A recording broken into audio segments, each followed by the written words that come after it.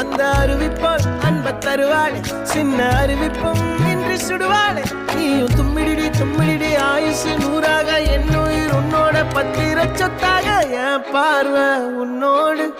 உன் பொம்மை கண்ணோடு பேசாமல் விண்ணோடு